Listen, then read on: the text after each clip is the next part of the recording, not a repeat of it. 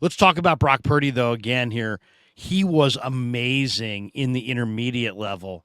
And when I watched that video on YouTube this summer from that guy Rollins who did a breakdown, he had broken down how under Shanahan, Jimmy Garoppolo had completed like 84% of his intermediate passes. Well, Brock Purdy did that one better in this game. He completed 90% in the intermediate. He went 9 of 10 for 142, a touchdown. He had a 152.1 passer rating on throws between 10 to 19 yards down the field. In some ways, I feel like Purdy is the ideal quarterback for Shanahan in this offense. Shanahan loves to live off the short game, the bootleg game, the play action game in the intermediate throwing, part of the field. And now he's got a quarterback that is just absolutely perfect for it. Based on what you've seen of Brock Purdy, and it's like people don't want to get too glowing because they feel like, oh, I got burned with Jimmy, or maybe they go further back. I got burned with Kaepernick. These guys were going to be great, and then they weren't. But honestly, based on what you've seen, he's 8-1 now as a starter. He just completed 90% in the intermediate, and they just put 30 on the board again on the road against the Steelers.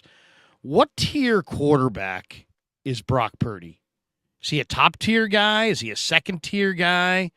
Micah Parsons said he's a top 15 guy. So it depends where you classify availability, because Jimmy Garoppolo was really damn good when he was healthy, but he got hurt so much, right? And Brock Purdy also has a little bit of an injury history at this point. He fought through the rib.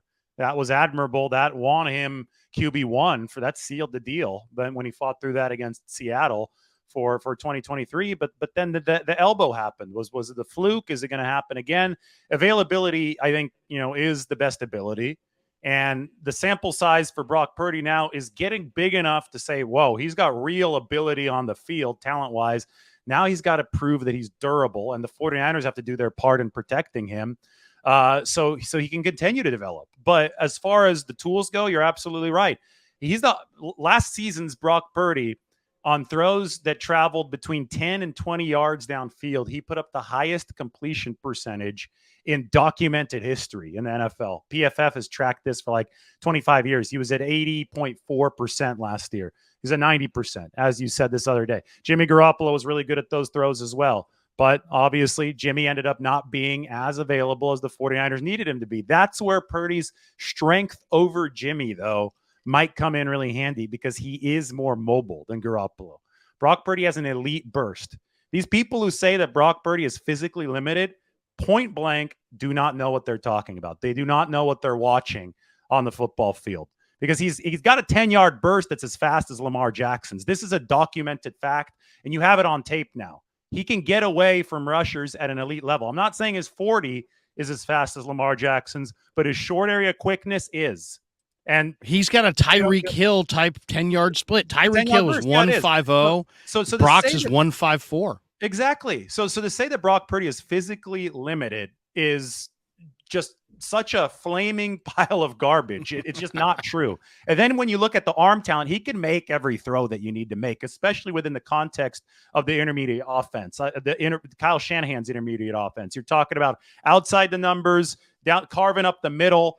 He can make those throws. Is he a great deep passer? No. And I don't think that's Kyle Shanahan's forte either. I don't think they're going out there trying to go with a run and gun offense. I don't think they're trying to be the Buffalo Bills. And you saw how that turned out for the Bills last night. Josh Allen threw 3 picks and fumbled another football. So they're trying to own the middle of the field. Brock Purdy absolutely has the zip and the arm to do that. And he has plus athleticism where it counts. Right? So he's not physically limited. That's not true. And that allows him to have the potential to turn into a tier 1 guy. I can't put him there at this point because he's played, 8 or 9 games? I think we still need to see a little bit more in terms of durability, in terms of counter adjustments from Brock Purdy. But we do know he's got the tools to be there.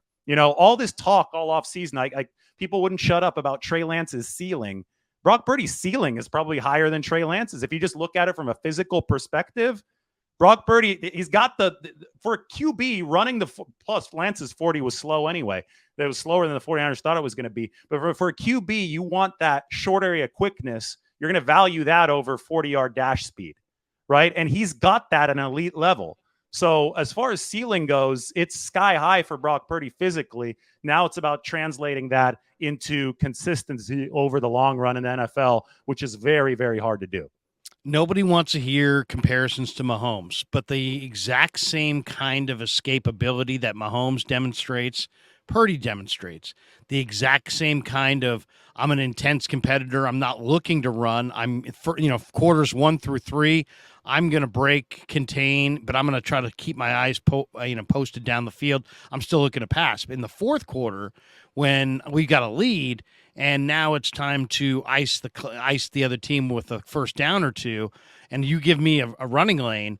Mahomes takes that running lane and burns you. Russell Wilson used to take that running lane and burn the Niners. This guy reminds me a lot of those guys in that he's not a runner quarters 1, 2, and 3, though he is mobile and can escape. But if you give him a lane and they've got the ball and they're trying to put away the game, he will run for that first down and keep that clock moving. He did it yesterday. I thought it was one of the biggest plays of the game.